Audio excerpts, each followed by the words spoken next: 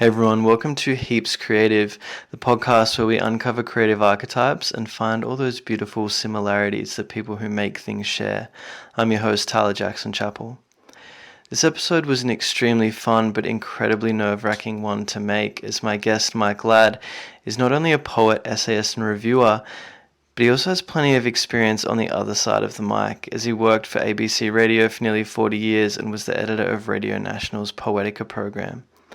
Mike's published 10 collections of poetry and prose, including the natural history haibun Karrawirra Parri, Walking the Torrens from Source to Sea, and Dream Tetras, an experimental collaboration with visual artist and his partner Cathy Brooks.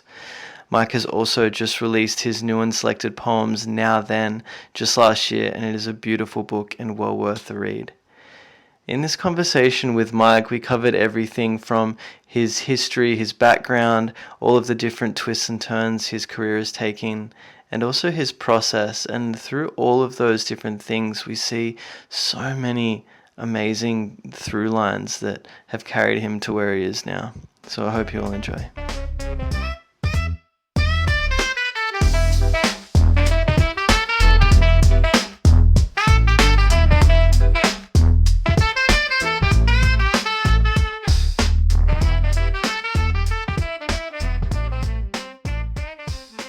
Mike Ladd, thank you so much for joining me for this chat. Nice to be with you, Tyler.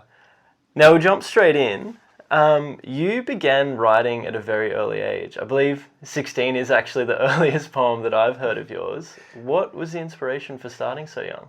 Yeah, look, I actually was composing little pieces in my head from virtually primary school.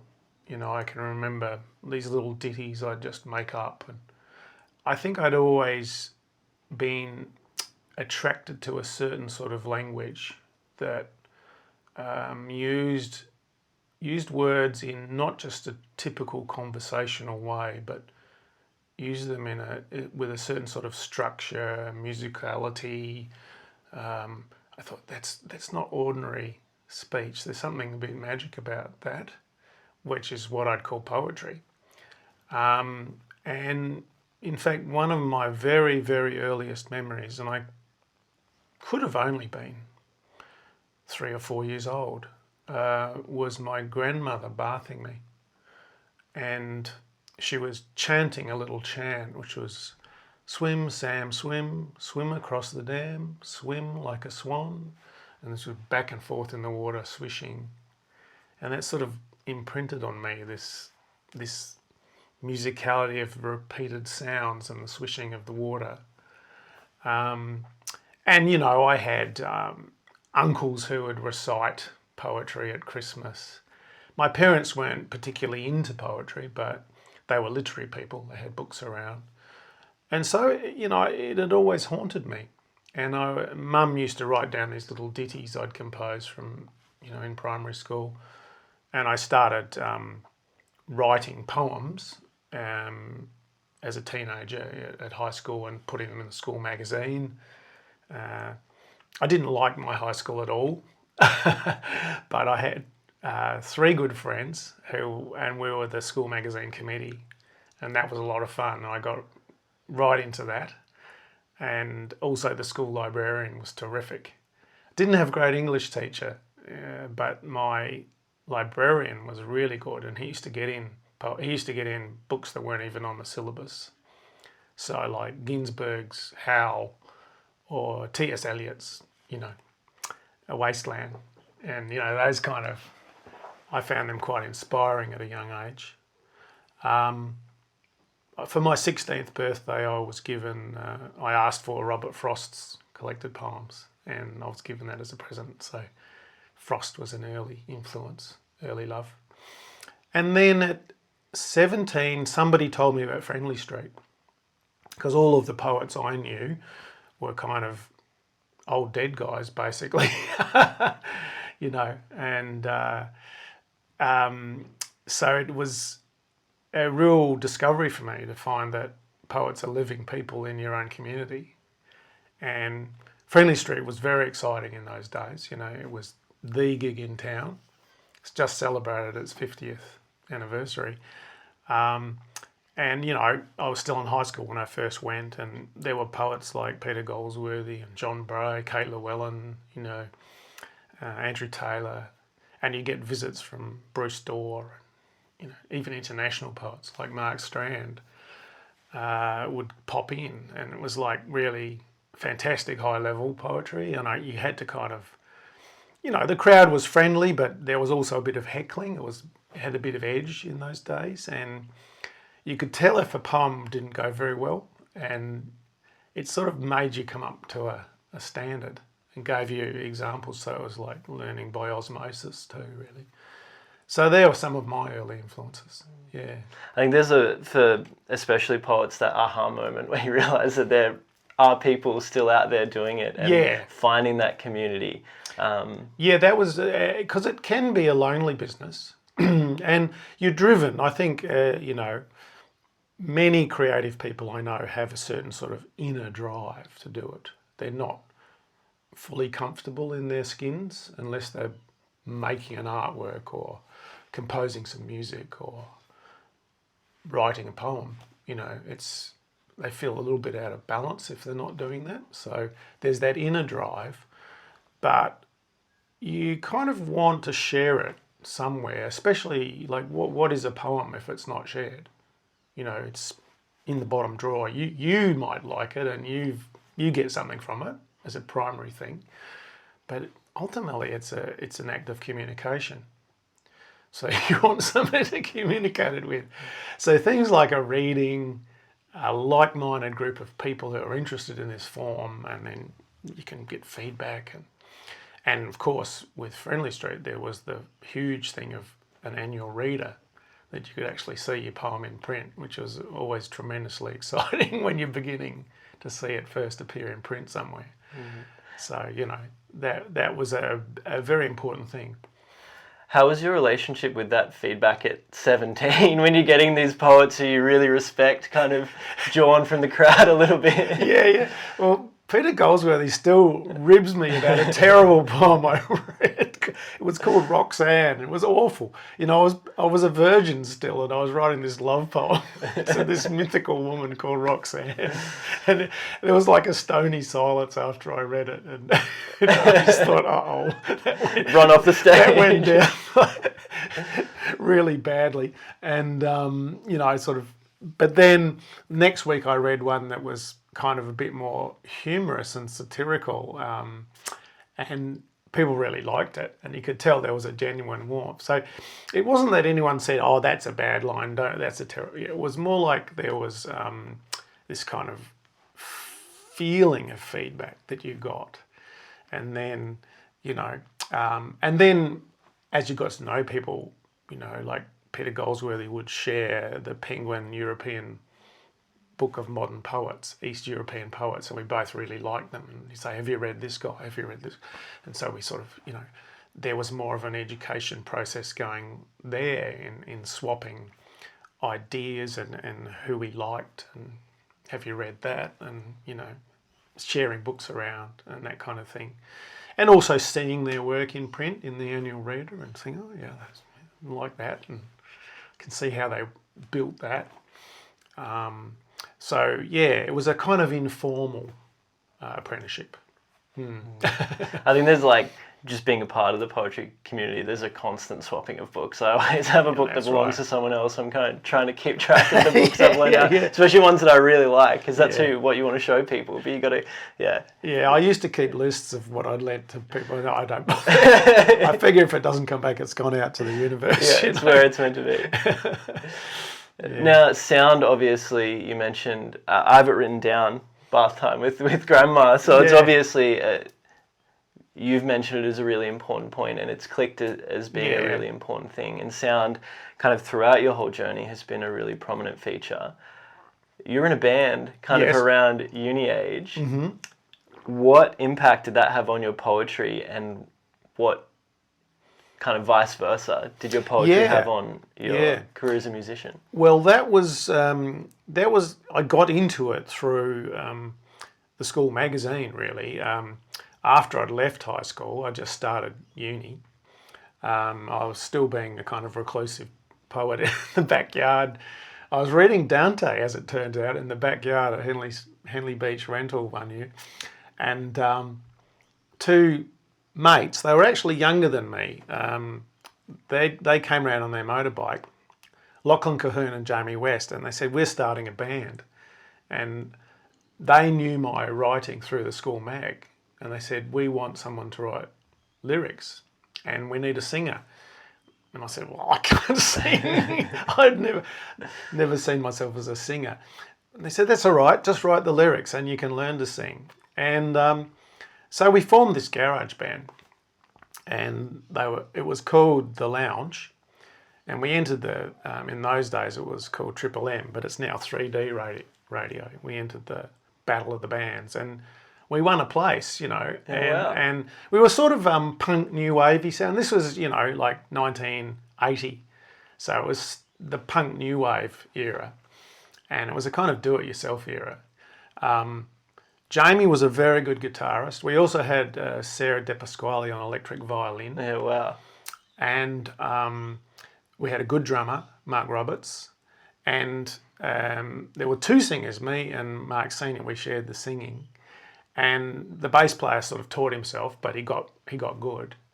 So it was, do it yourself. That was part of the era, the punk era. It's just, if you've got something to say, just say it, and don't worry about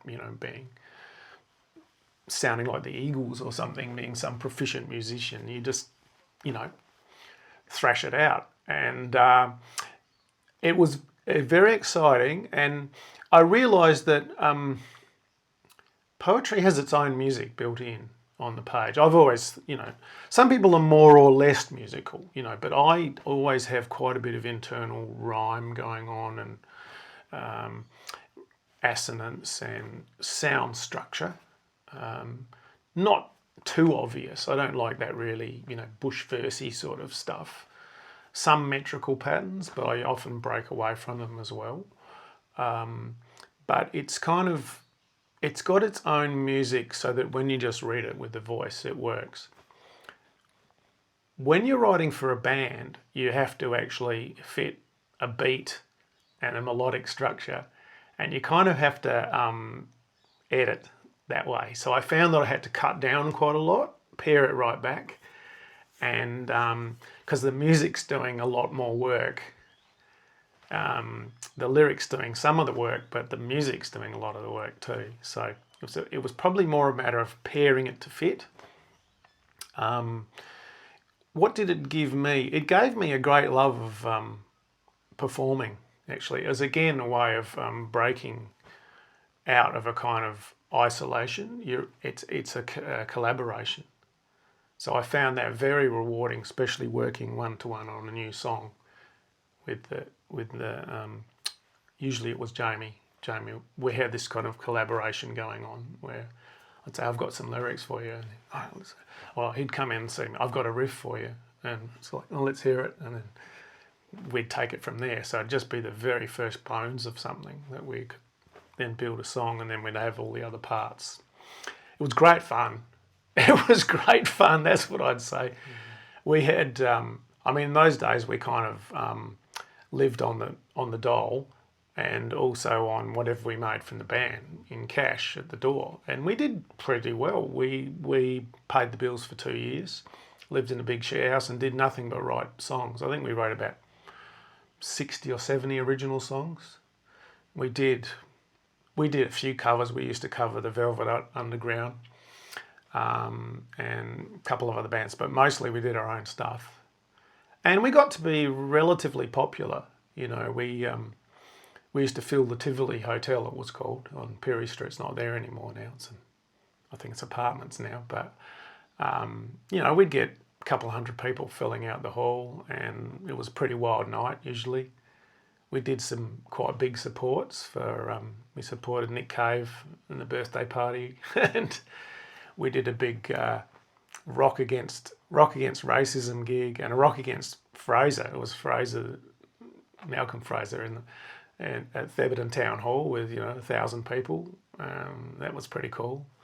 And there was quite a strong resurgence of Adelaide bands at that point, of a lot of kind of self-help going on. The old Triple M put out a vinyl album with bands called, it was called This Emu Will Fly, and it was like 20 local bands on the album. So yeah, it was an exciting period, and you got to really be part of a bigger thing than just yourself. You're writing for a unit to develop something for a crowd. So that was really exciting. What did it do to my poetry? I ended up writing some poems about music and about the whole rock and roll scene. It made me, I suppose it helped in that sort of position where you often say, well, I call myself a poet, but, am I? But hey, it started the journey of being able to support myself financially, actually, because, we did so through writing, basically, through being creative. And we supported ourselves for 2 years like that. And then also, fairly crucially, we made demo tapes. And I got very interested in sound and sound recording technology. And so I learned how to multi-track and, how mics worked. And I was sort of one of the producers of our, for want of a better word, of our demo tapes. You've just done my segue for me. Okay, yeah. Well, it got me into radio ultimately because I learnt a lot about sound. When the band split up, my partner Cathy Brooks and I, that was the other great thing. I met Kath through the band. We practiced in her friend's house one day. And we got talking, and that was it. We're still together 40 years later. There you go. But anyway, so when the band split, we went to. Kath and I had a long standing plan to save some money and go overseas. So we took off. We went to London first, but we went via Hong Kong. And I bought myself a good quality tape recorder in Hong Kong. And after a bit of time in England and then France, we thought, let's go to Africa. And we flew down from Paris to Dakar, the capital of Senegal in West Africa, with my tape recorder. And I did a lot of recording of street musicians in Senegal in the 80s. And it was 81, 82 we were there. And we travelled all around right up to the Sahara and down to the tropical zone of near the Guinea border. And I met all sorts of like kora players, drummers, and I'd heard about this particular group of traditional African poet performers called griot. So they're musician poets, and it's all oral. They don't write anything down. They just remember. And I recorded the griot up in the Sahara Desert with a big sort of performance one night where they were drumming and reciting these long oral poems, oral histories, all in their own language. So I had all these tapes, and they were quite good quality too. And then Kath and I came back to London broke. I think we had £200 in our pocket and we got crappy jobs, as you did, and we lived in a squat. And then I thought, I've got all these tapes. I should go and knock on the front door of the BBC. So I literally went to Portland Place in central London, where the BBC headquarters are, and knocked on the front door. These days they'd probably you wouldn't get through, security. But the commissioner said, oh, okay, you've got some tapes from Africa. Oh, we'll see if there's somebody who wants to talk to you. He rang around and he said, yes, there's a lady upstairs who runs our ethnic music collection, Lucy Duran, wonderful person. Lucy Duran will come down and see you. And so she said, oh, come on up, sign me in. And then she said, let's hear what you've got. She put the headphones on and her eyes lit up. She said, wow, oh, wow, where did that kora come from? Because I'm a specialist in kora, and that's really interesting. Tell me about it. And then she said, oh, where did that wooden flute come from? I haven't heard one like that before. She got quite excited. She said, would you like a job? She said, I want you to document all of it. I want you to make copies of all of this for us. And I'll give you a temporary position. You can write down where it all came from and who did it all. So suddenly I had a contract with the BBC for, 2 weeks' work, and it was fantastic. So that ultimately led to me getting a job with the ABC when I came back, because I had that on the list. And sound's kind of been the through line. Sound was a through line. Yeah. So, I worked in Adelaide at that time. The only positions available were as trainee sound engineers. So I did a formal training as a sound engineer. But that was, 3 years on the job training, and I learned everything about sound. In the second year, they threw us into doing some, because they were a bit short-staffed, we actually were starting to do live to air. And I did everything, like making news, where they were called carts in those days. They were little inserts where the interviews are played by the newsreader. That was one of the first jobs. And then we did stuff like paneling for live talkback radio. I did talkback radio. I learnt to record the orchestra. So did concerts and live to airs for Classic FM. And then I moved into Radio National and started working in the drama department. So book reading, short stories, poetry, and radio plays. And I was the sound guy. And eventually, when the producer retired, I stepped into his shoes and became a producer. So I stopped being a sound engineer and started being the one calling the shots, as it were. And at that point, there was no poetry. The poetry program had been axed, and there was no poetry on Radio National. And I jumped up and down about it and said, we've got since the 1930s, ABC's always done some poetry. Where's the poetry? We're failing the charter. We're supposed to reflect all the art forms and support Australian artists. What about the poets? And they said, all right, well, you do it. And that was they gave us a little show that they changed things around. It was called The Box Seat. But then eventually out of that, Poetica happened. And that's where it all really came together for me, because I was, working with sound, music, and poetry. And I'd done a degree in modern American and Australian poetry at Adelaide Uni, but it took 10 years for that to be relevant, because, I did 10 years as a sound engineer. But finally, that knowledge was very useful. And it was it was the ideal job for me. And we did that for 20 years on air. And I got to meet some of the best poets in the world, actually. I recorded Seamus Heaney and, all sorts of people. Yevtushenko and, it's amazing. Famous poets but also really great Australian poets, Robert Gray and Les Murray and, Robert Adamson, all sorts, Gwen Harwood even. So it was kind of a really amazing job for someone like me who loves poetry, loves sound, loves music. And, ultimately I saw myself as not simply just putting poetry on the radio, but of creating a type of radio poetry. So our shows were never just voice.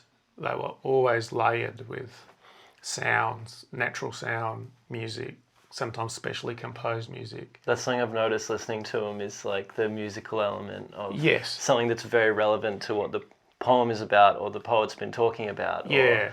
It really adds another layer. Yeah. And you've spoken a lot so far about collaboration, obviously, beginning with the band. through Poetica, what collaborations came from that? Well, with composers, with the poets themselves, of course, because we often used interview as well, so we'd get them to talk about their life and either read their poem, or sometimes we'd use a combo of the poet themselves and an actor, or sometimes we'd do poets who are no longer with us, so we'd obviously have actors, so you're working with actors. You're also looking for elements within the poems themselves that you don't want to illustrate a poem in an obvious way, because that kind of kills it. If the poem's doing the work, you've got to let it do the work, but there might be some abstract connection, either a musical tone or, maybe an exterior, like a desert wind or something like that, or a natural soundscape, or sea wash or something that connects to the poem. It's not specifically talking about that, but the setting's right, and it just gives the right feel. Was that something that added a layer of the way you read poems, looking for that? Yes. Yeah, I'd often with an actor, you'd play some of the backgrounds you had in mind. We were lucky, we would spend quite a long time on each show. We had a weekly show, but I was the coordinator of it all and the editor, but I had great colleagues in the drama department. I had colleagues in Sydney, Melbourne, Perth and Adelaide, and so we'd be sharing this work, and we could spend, a couple of weeks making a show for a 40-minute broadcast. So that was a great luxury. And it was a very conscious way of composing something, and I saw it as a form of writing. I saw it as writing on the airwaves. And so I say to myself, I have made my living as a writer all these years. Might not be my own writing, but I'm bringing other people's writing. And to me, it was a form of writing, because I was writing a script too. I'm writing questions, I'm writing introductions. And so I do say I've made my living as a writer. Sometimes I was writing radio. So that's how I've kind of paid my bills and raised my family, It's also interesting how much performance has factored into all of it. You mentioned that the band taught you how to perform, and then seeing the griot, and then obviously working with all these people who, if your kind of bread and butter is writing, maybe theirs is performance. Yeah. How much do you think that constant exposure to performers influenced your writing, or at least your awareness of it as you wrote? Yeah, it definitely was an influence, and I think that and actually that goes right back to even friendly, that you could see that if you just mumble into your book and don't look at the audience, that doesn't go so well. So I think even there, poets were starting to learn that the best things you're actually you're engaging. There's a communication, and sometimes it was a bit tricky on Poetica, because quite well-known poets sometimes were pretty ordinary readers with not very nice voices. So sometimes I'd say, look, we just need a bit of variety, and I'd get a good actor to read something, and their stuff really came to life, and sometimes they could hear that. They were going, but I want to read all my own. Well, no. As I said to them, the composer isn't always the best performer on, you write a piano concerto as a composer. Maybe there's a pianist who can really find new levels in it. The intention, but they can interpret too. And it taught me that every poem can be interpreted a little differently, actually, the way it's read. Watching a good actor work on a poem is really interesting. That was a good learning experience, I think, for me. I enjoy reading my poetry live, and I probably learnt a few ways of doing that from people. Did you have that experience of hearing somebody else read your poem and interpret it a different way, and being like, oh wow, that's really interesting? Yeah, I have. I've had where people have hit a word a little bit harder than I would have, and it changes I thought, oh yeah, that is in there. I hadn't actually seen that, but they're right. I'm really smart. Yeah, that's a really good point. Yeah. I want to read a quote that was from an interview you did for Daily with Rachel Mead, and it's about style. I kept asking myself, do I have a style? Looking back, I think I can recognise that I have a certain way of looking at the world, a kind of visual imagery that is a bit finty in its vision. Flinty. Right. And it's a style that works with sound. Right through all the different phases of my work, there's a certain amount of internal sonic reflection and repeated patterns. Was that an intentional development of style? And obviously you've spoken about kind of how every step of the way has added to it, but was that something you were aware of? It was something that accumulated, I would say. I didn't go, this is how I'm going to write from, when I was 16 and stick with that. Not at all. I can see lots of different phases. I mean, I've just published Now Then, which is, 40 years work, select new and selected poems. And, as you said, the earliest poem was written when I was 16 and the latest one was written a year or so ago. But it's something I can observe, and I've had lots of different phases. Like you can see influences on me from my own passions and reading. You can see a bigger, more expansive phase where I was into long line stuff like Ginsberg. You can see a minimalist phase where I'm really down to the bones of a poem, as using as few words as I can in each line. And that sort of comes from the East European minimalists. You can see influences like postmodernism at one point where, in the Anachronismos poems where I'm inventing a character and sort of these are supposedly found poems and I'm using anachronism, and it's, supposedly South Australia was a Roman colony and we've unearthed this Roman functionary who's left a whole bunch of poems behind, and I'm reading Latin translations of them, supposedly. But really it's a commentary on modern South Australia as a sort of branch of, the American Empire, the British colonial, you could read whatever empire you want there. So you can see that phase, and then you can see Asian influences. I got very interested in Asian forms like haibun and pantun after a residency in Malaysia. And so, but through all those different phases, I noticed there's this kind of sound patterns going on, internal rhymes, like was said, and, sort of these hints of metrical structure. There is I call it a flintiness. It's sort of that pared down, you kind of, it made me wonder, is it even attached to like a South Australianism? Like, we've got a kind of flinty landscape, it's a kind of dry, bit flat, slightly harsh landscape, and it's not as lush as the East Coast. It's kind of I call it flinty. The stone's not far below the surface, And I sometimes wonder if that has some influence on me as the place I've always lived, But it's certainly maybe a psychological thing too of,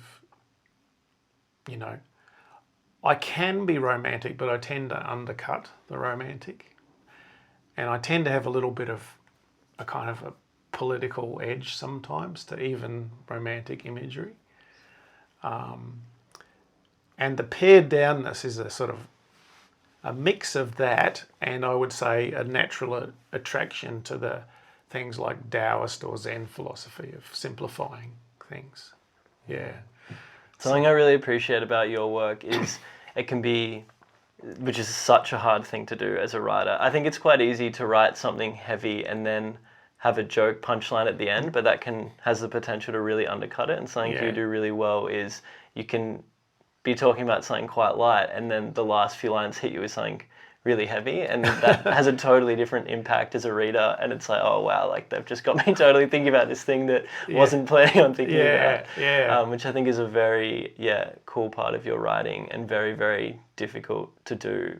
But before we sat down for this conversation, you mentioned curiosity as a big part of your practice, and it sounds like your writing is really influenced just by things you're curious about. Is that the case? Definitely. I was gonna say that I think is one of the big drivers of a creative life, is simply to be curious and to ask yourself questions that you don't know the answer to. I think that is a real genesis of creativity, because then you have to explore yourself. You're not got a pat answer. And I mean, I've had many examples of that in my life. A classic one is the river book called Karrawirra Parri. It was based on the famous Basho Japanese poet, the haibun form. He invented it. So he was a wandering Zen poet, basically. He is kind of a beggar, really. He didn't know where he was going to sleep most nights, but people would put him up, he'd recite his poems, and they'd give him some food. It's a pretty romantic image. It is quite romantic.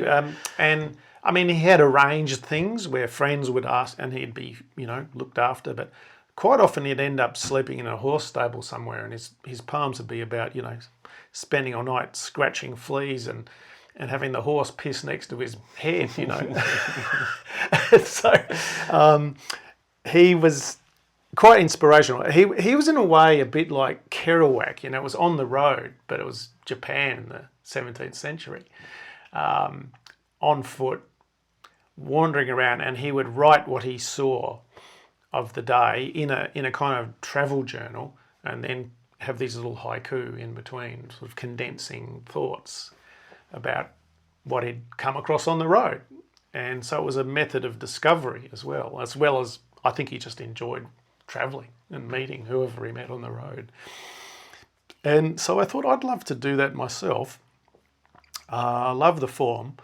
What would my journey be? And then one day I was walking beside the Torrens, Karrawirra Parri, and I thought, I don't know where this thing starts. Where does this river start? I've got no idea. I've been walking beside it for all my life and I don't know where it comes from.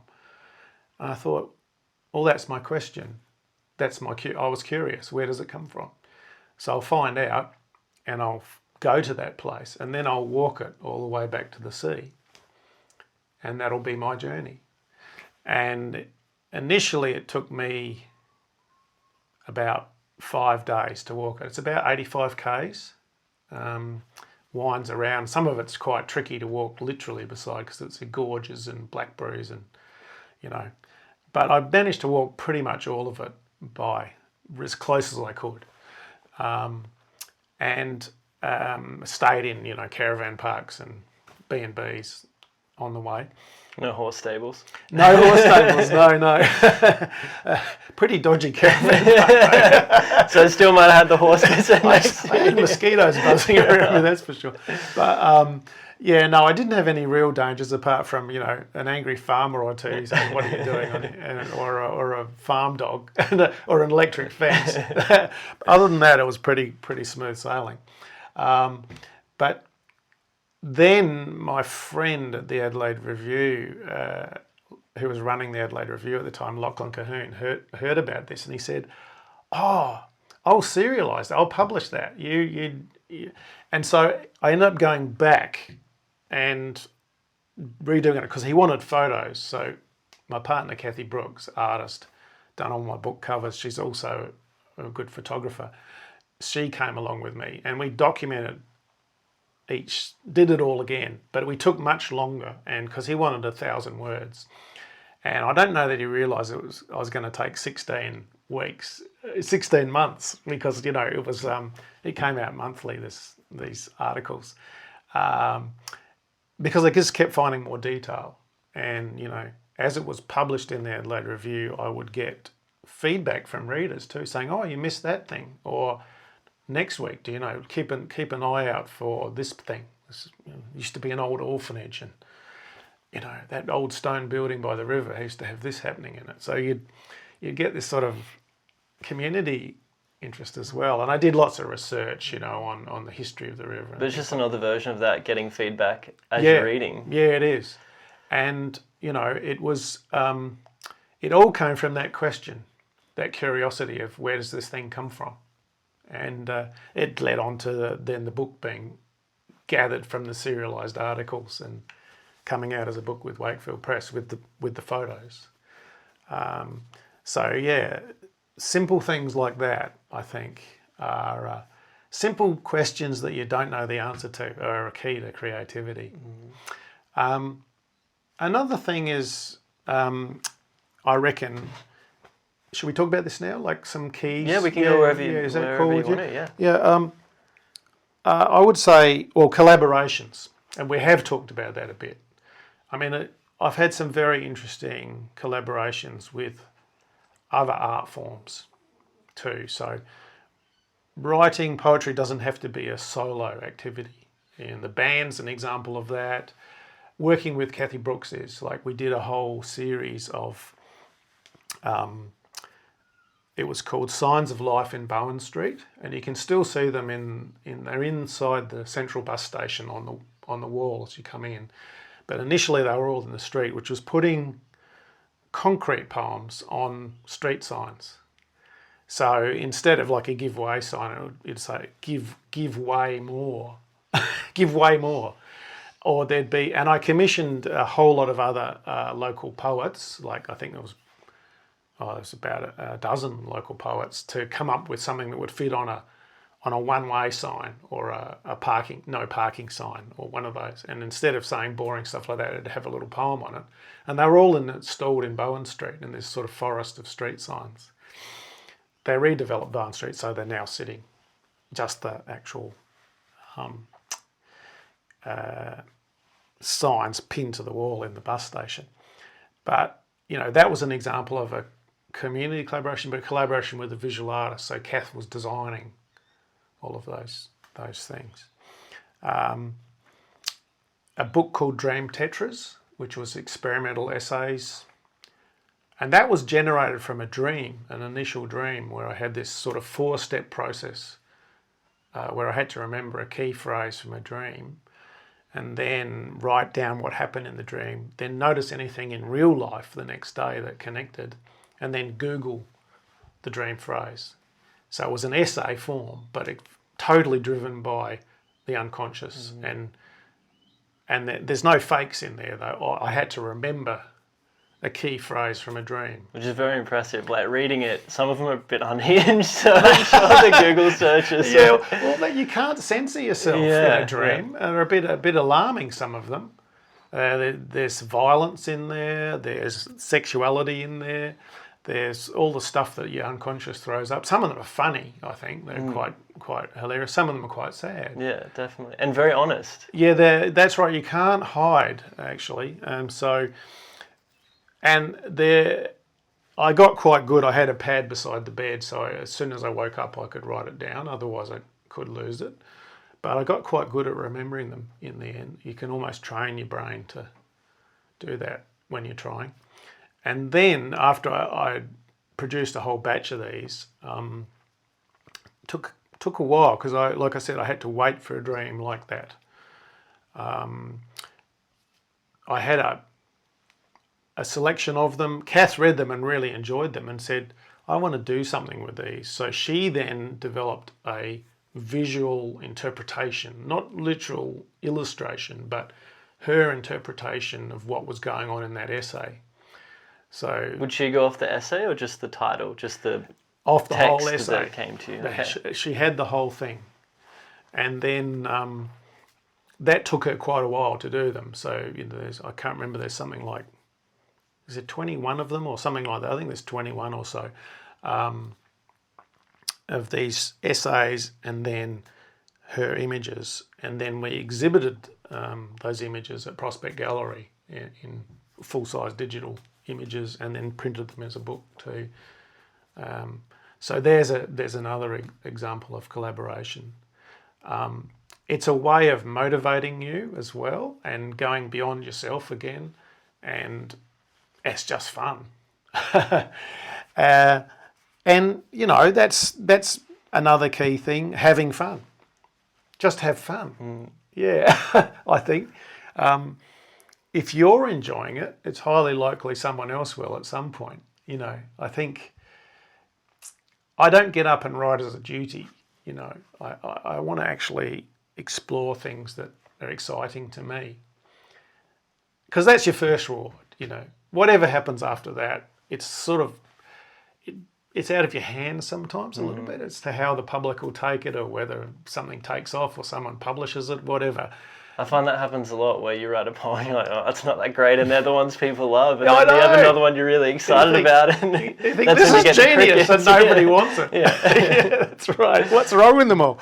Anyway, yeah. That was the other thing. I think it's really quite an important thing about creativity is luck.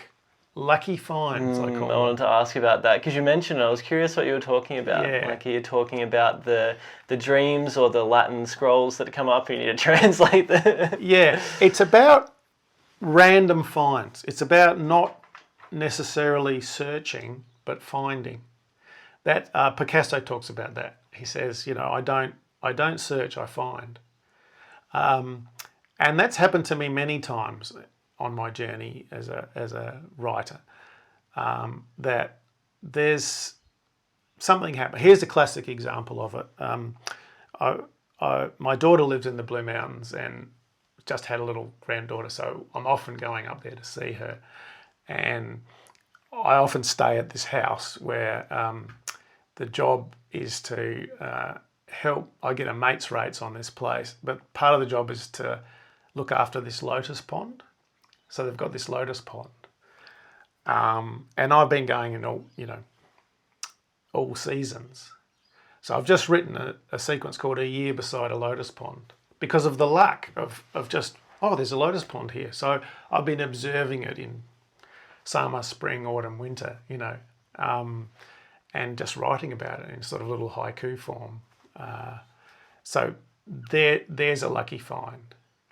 There's a poem in Now Then about, it's called Letter Found in a Vacant Block. I was just on a random walk, and there was a empty block, a demolished, there's still rubble lying around, but our old house had obviously been knocked down, but the letterbox was still out front, and there were letters in the letterbox and falling on the ground too. And I picked one up and opened it. And it was a really touching letter to, obviously, whoever used to live there. And I remember the last line was, "Please write soon, we haven't heard for years." And so I used lines from the letter and interspersed them with a description of the ruined house and the empty block. So there's another random find. And by the way, I resealed the letter and said, "Sorry, not at this address," and sent it back to the post. So maybe they'll get it back. Yeah. But it was just rotting on the ground. Yeah. So, but I think that's something you hear from a lot of creatives is, and maybe not in the same words, but just being open to receiving those things. And do you think that openness is something you need to train? Like, obviously with the dreams, that was something you needed to work at. Yeah. Is it the same thing with being open to those ideas? It is. I think poets have a natural kind of openness, to be honest. I think that Kevin Brophy says we've got one skin less. He's got a book called With One Skin Less. It's like a little bit more open to things coming in. That sensitivity. And I think that's probably true of many artists in different art forms. Sensitivity, which is another form of being open, of being able to receive input. Sometimes it can be a bit overwhelming and you have to protect yourself as well. But I think it's pretty key. Quite often there's, I come across, say, poetry I don't like when I first read it. I think, I really don't like this stuff. But if you stay open, you'll often find that, you come back to it and go, actually, no, I think there's something really interesting going on.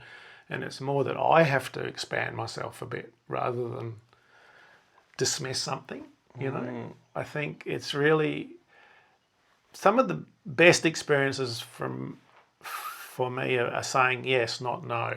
Not going, nah, I don't want to go that way. It's actually going, yes, I'll try that and see what happens. Which is a pretty courageous thing when it comes to, well, life in general, but even just poetry, because there's so much of it to be like, I'm going to be open to everything. Like, yeah. And again, it comes back to style. Well, am I just this sort of like just pulling in every influence and just blowing in the wind, got no direction? But that's what I found interesting. I've gone in lots of different directions in my career, but I do have a style that you can still see. And I've got abiding concerns that even though I might be attempting a different form, I'm still very concerned with the human nature interface. You can see that right from the beginning and going through all different types of writing. And that something abides. And that's your style. It tracks through that, even though you stay open. I think and you don't necessarily have full conscious control of that. It's something that's just you. I mean, that being open to discovering kind of inspiration wherever you are, how does that play into your actual step-by-step writing process? Do you carry a notebook? Do you quickly run home and like, I have to do this right now? Or there you go. I'm a notebook kind of guy. I'm quite hand to mouth. So I've usually got a notebook with me. Especially, I get a lot of inspiration on the road when I travel. I find that's a really good thing. I don't kind of sit down at this desk where we're doing this interview every morning and go, it's 9 o'clock, I better start writing. What shall I write about? No, I just kind of wait for things. I'm quite observational. Something happens, I see something, I hear something, I'm in, but I'll write anywhere. I'll write on a bus, I'll write in a noisy room, I'll write in an airport, whatever. My process is fairly hand to mouth. And if I don't have the book, if I'm swimming or something and I'm getting words in my head or in the shower, I have a fairly good way of recalling them. I just recite them to myself and I can stick them in my head long enough to write them down, basically. I always go freehand first in something like a notebook, and then I sit on the computer and then I do type up a version and then do quite a bit of editing. Not always. Sometimes I'll get one pretty much off the bat and I'm happy with it. And then I'll sit on it for a week or two because sometimes you think something's absolute genius and you send it away and go, oh God, it's terrible. Why did I send that? Sit on it, see if I still like it. Then I start sending it away and seeing what the feedback is. So that's another way of, or you go to your writing group and share it with friends or send it around. I'm mentoring a couple of people and we swap poems, so here's my poem for March. What do you think? Let's see yours, and we give each other a little bit of feedback. Other poems I, have spent years editing, actually. That was an interesting thing about Now Then. I was tinkering with some very old poems, poems that I'd written 20 years ago. And I still wasn't, or coming back to them, they'd been published in books. I thought, that fifth line, it's not quite good enough. And I would find a better word. And after all that time, I was still editing them. So sometimes you wonder if things are ever finished. It's just, at some point you just need to not look at them just anymore. run out of time, Yeah. But I think that, most of my work would have several drafts. And usually I'm taking out, usually I've put too much in. Every now and again, I'll expand a line here or there because I realise I think it's clear, but no one else would. And other readers are handy in that in that process. That speeds that process up to test it on other people. So yeah, most of the poems would have several drafts, and some really ones that have given me hell have had 30 drafts. Wow. And sometimes they still won't. They're never quite right. You know there's something there, but you just can't quite get it. I wanted to talk about, because this is often a question I get asked, is about creative blocks. Like people often said, I feel blocked, I want to start something. But most creative people I know have an inner drive, as I said. It's very rare that you've never done anything, but sometimes people do hit a bit of a wall. They've started, but they just can't go further. And I have that too. I mean, and I would say, look, sometimes there's a reason for that, and there's nothing wrong with lying fallow for a little. Just wait. Just play with the kids. Have a swim. Don't worry about it. There's plenty of poetry in this world. It's not like people are screaming out for the demand is, the supply sometimes exceeds demand, really. But so no harm in lying fallow for a little bit. But I would say some of my tips are things like travel. I find that really, really good for writing, is see somewhere for the first time. See it with new eyes, That's just get out and about. Get on the road, And like you said, it could be as simple as the river you've walked past every day. Yes, right. Yeah. It could be a local journey, but go down that road that you've driven past all your life, and you've never been up that little side road. Where does it go? What? Follow it to the end. See what happens. Or go to Patagonia, if you can afford to. Read. It's another huge tip. I've done a lot of poetry workshops over the years with beginner poets, and I'm worried about my style might get influenced. I'm saying, open yourself up. Don't worry about it. You'll be influenced, but it's a phase on your journey. It's a mistake to isolate yourself. There's a lot of fantastic writing out there that you really should get into, and you'll often find it very stimulating to your own writing. I do.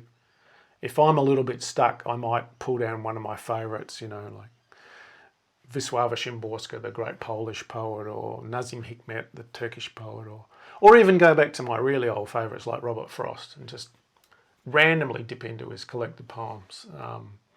And I find that's a really good way of recharging the batteries at a subconscious I was going to level. ask if going down the side road that you've never been down before, if that was a subconscious Robert Frost. Yeah, the road less travelled. There you go. Exactly. That's right. And joiner group's another thing, because then you've actually motivated. Like, we've got to have poems to discuss at the end of the month. So, get off your bum, do something. So that's a good thing. And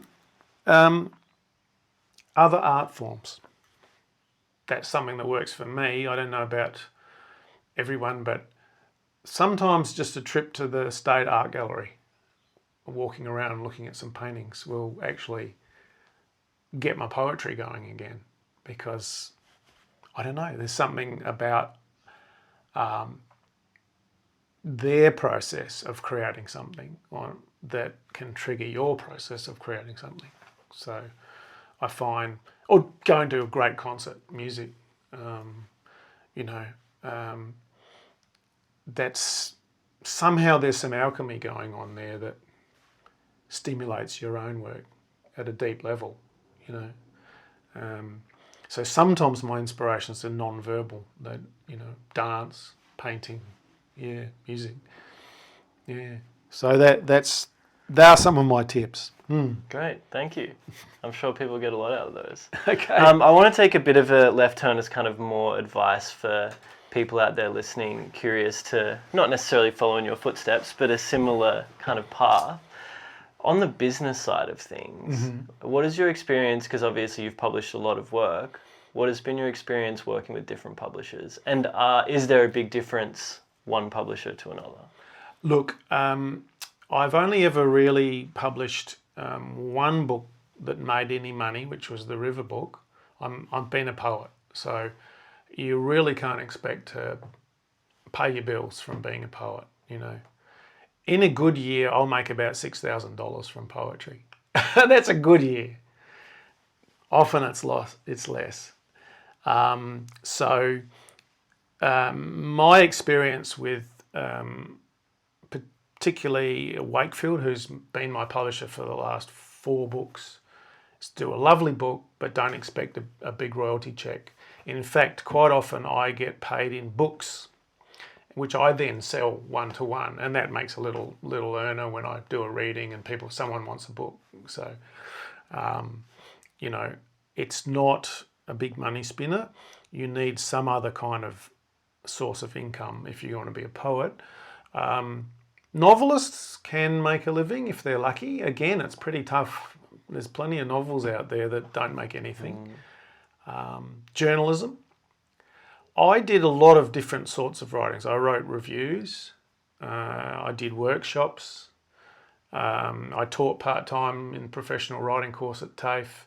And as I said, I worked for radio, so I wrote a lot of radio scripts. So everything's kind of fed into... It's writing, but I had lots of... Yeah, I didn't ever expect to make a living out of poetry. And I don't do it for money anyway. It's really not about that. That's one of the fabulous things about poetry. You know, it's definitely not about marketing or you know, profile, or it's about the art form. It's about the beauty of sharing those words, and often in quite small community groups. But I think there's something wonderful about that. It's not subject to some of those big sort of, I find, very false marketing paradigms. So therefore, I think it's a very truthful art form. That's how I see it. People don't have to, you know, satisfy a market, because there isn't one. They're actually just being honest about themselves and their lives and sharing that with no particular expectation of, you know, reward. It'd be great if all the poets could make a living. I mean, some countries, poets are supported by the state. Like Ireland has a very progressive scheme where writers are given a living wage. Mind you, you have to be elected to that group. So there's, you know, I've met Irish poets who said, yeah, but that's the establishment. They're all looking after themselves and they all do well, but we're still pulling coffees for a living, you know? So, however, there's a lot of inspiration in pouring coffee. Yeah, that's right. That's right. I'm not knocking baristas, but it's like what I meant was there's still like an echelon going on there, and that's a great thing if you can get it. I mean, there's lots of arguments coming up, I reckon, for a living wage, because AI is going to be taking a lot of work from a lot of people. Yeah. So, you know, I think there's a big argument about redistributing some of that income that the owners of AI make by putting people out of work, which they'll do, they already are doing, that they should have a social duty, if they do that, to send some of that profit into living wages for the people who are around. Well, there might be a few more people pursuing poetry if that's more the creativity case. of all sorts, because, I mean, I certainly wouldn't want AI to do a poem for me. No. I mean, I know people do. I know people are experimenting that way and might be interesting, but to me, the whole point of any creativity is to keep it human. It's about expressing what you are as a human being, and to outsource that that doesn't make sense to me. And everything you've expressed to this point, all of the collaboration and the set, all of those things are very human things. Yeah. Is there any one project that you think exemplifies all those things, or you're proudest of? Oh, gee, what would that be? I mean, I'm very proud of the Bowen Street because that was a really interesting community, public-facing, a little bit out there project with collaborating with visual art as well. I used to be in an outfit called the Drum Poets. That was fun. They've had various iterations over the years, but it grew out of that griot thing I was talking about, where they were drumming and reciting their words. So I used, like, Mark Roberts from The Lounge was a drummer, but I also built industrial drums out of old waste and rubbish, and 44-gallon drums and hides and PVC piping, and created this percussion stuff and worked with a percussionist, Sarah De Pasquale on violin, Steve Houston on bass. And so that was a kind of, I thought of myself as a kind of Australian griot doing things. And we had lots of different iterations, and we did a big gig at Soundworks in Sydney, and took the band across, but also Kath was doing projecting slide imagery as we performed. So it was a visual, musical, poetical piece. And so, I like that a lot. Oh, it sounds like that's incorporated like all of the big elements that you've spoken about so far. Yeah. And the people. Yeah. So that was a lot of fun. Some of those Drum Poets gigs. Yeah. Yeah, that sounds awesome. And I've collaborated. I haven't done any like music stuff for a while, but the last outfit was called Maximo. And that was fun. That was 4 poets and 4 jazz musicians working together. Derek Pascoe on sax, Fleur Green on vibes, Andy Mills on drums, and I've just had a mental blank there. That's terrible. Steve Matters on multi-instruments like trombone. There was a drum machine, samples, and then the poets were myself, Rob Walker, Amelia Walker, and Jude Aquilina.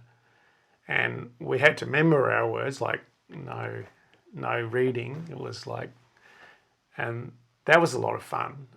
We did Maximo for a couple of years. And I remember initially might have been Jude said, I'm scared about having to remember. What if I forget? What if I freeze? And Derek said, there's no mistakes in jazz. Just keep going. Make something up. Yeah. And that was again a very fun experience. So yeah. Yeah, great. Just a few more questions. Sure. Kind of round it out. Do you have any advice for particularly young poets? Young poets. Not necessarily young, emerging poets. Well, I would say the same advice I have for, I talked about staying creative, is read, travel. I would say don't expect necessarily a living, but expect a exciting time and a happy time with being with like-minded people. So join a group, go to the local. We've actually got a really good phase here in South Australia at the moment of lots of live readings, and they're really interesting, a lot of them. So there's several going on. So connect with some of those. And it is getting harder and harder to get published, I reckon, because there's a lot of competition. Pretty much every national capital has a creative writing course in it, and they're all producing students who are then producing work, who are then trying to get in the scene. So, but there's some very good places to send your work and just, keep plugging away. A lot of them are now online because of just the cost of print and difficulty of selling it.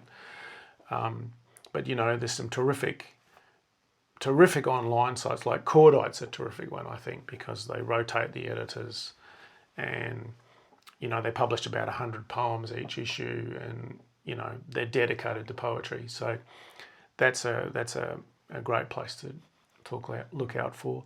But there's lots of niche online ones too, where you might find a home if you're just starting out. Great. Keep trying, keep plugging away. And you mentioned a little bit earlier that you were mentoring a few different people. Was there any mentors that you had when you were coming up, or any one person or few people that had like an outsized impact on your journey? Yeah, like I said, the mentorship really was quite a casual thing with people like Peter Goldsworthy. I'm talking back in the 80s. Andrew Taylor. Andrew Taylor is still a friend. He's still alive. But he was also my tutor in American poetry at Adelaide Uni. So I've always loved his work and had a good relationship with him. And early on, my first book, Graham Rowlands was the editor of the Friendly Street at that stage, and he was quite rigorous, like line by line. He wanted to, talk about everything.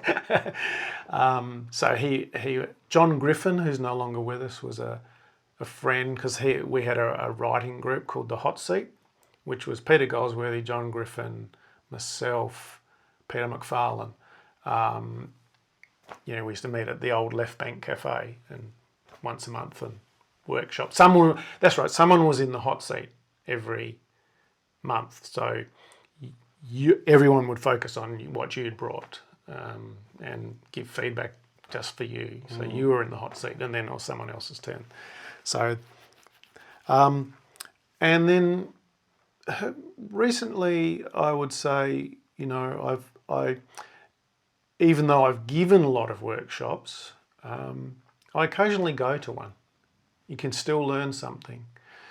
I've been to, back in the day, I went to workshops with John Kinsella because I was interested. He was trying something new with language poetry and postmodernism, and he was sort of pushing something that I was interested in. So I just wanted to see where it took me. And Judith Rodriguez. And then quite recently, I did a fabulous workshop with Bronwyn Lovell, a local poet who's written a great book called In Bed with Animals. And she did a workshop at the Adelaide Zoo where we all met in the zoo for a day, and it was all about writing the animal. And she set us some really interesting challenges on, and that I got a lot out of that. I've had 3 poems published from that workshop. So you can always challenge yourself. I don't see myself as reached my, don't have to worry anymore and just do my thing. I think I can still learn, and I can learn from younger poets too. So I'm very happy to do the occasional workshop. Yeah, great. As a participant. Yeah. Are you working on any specific projects right now? Yeah. I talked about earlier the Lotus Pond. So I've got a book coming out in 2027. It's a pocket book in the Flying Island series, which Kit Callan runs over in the eastern states, and he's also based in Macau, in China. But they're great little pocket-sized books, and it's going to be called A Year Beside a Lotus Pond and Other Poems. So I've gone back to a little bit more of my Asian influence. So they're kind of pared down, short, haiku-ish style poems, and that'll be I'm working on that collection at the moment. Great. Yeah. And where can people find your work? Look, I've only got 4 books in print, so the best place is to order them through Wakefield Press's website. But they are in some bookshops. I know they are in Mostly Books and imprints, maybe Dymocks, but yeah, they're not. You won't find them in the airport. So best is go straight to Wakefield. Great. Is there anything else you want to add? No, I think I'm happy. Beautiful. Yeah. Mike Ladd, thank you very much. Thanks, Tyler. I really appreciate your time. It was a pleasure. A beautiful conversation. Thanks. Great to be with you.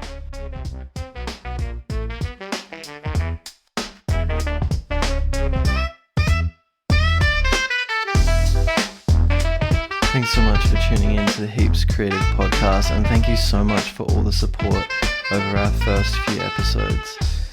Today's episode was recorded on the traditional lands of the Kaurna people of the Adelaide Plains. I hope you enjoyed, and I'll see you next time. Cheers.